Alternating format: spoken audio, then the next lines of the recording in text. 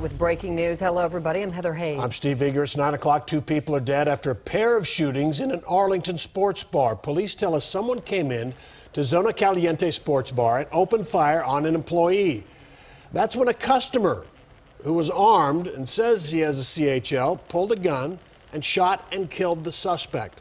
Fox 4's Allison Harris is on the scene for us tonight. She's got the very latest on the investigation. Allison. Steve, Arlington police have interviewed each of the 15 or so people who were inside this sports bar at the time of the shooting. Police say around 6:15, a man with a gun walked into Zona Caliente sports bar and confronted an employee standing at the end of the bar and shot and killed him. At that point, a customer at the other end of the bar who happened to be carrying a gun told his wife to hide and take cover, then shot and killed the shooter.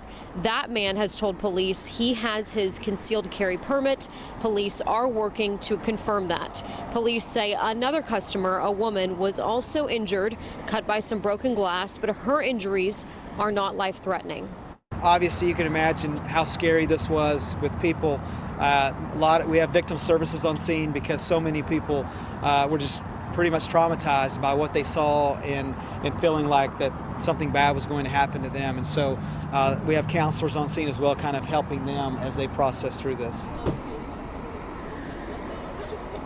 And there are still several people on scene here, people who were working there tonight or in the sports bar there tonight, or people who potentially know the victim that have come to the scene. And it's a strip center here, and so one of the businesses has kind of taken them in and let police talk to them as they are handling and processing everything that happened tonight. Police do believe that there is surveillance video inside the sports bar that they can review.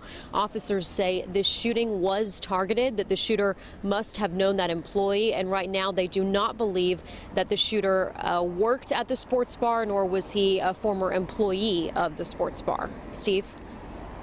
Allison Harris.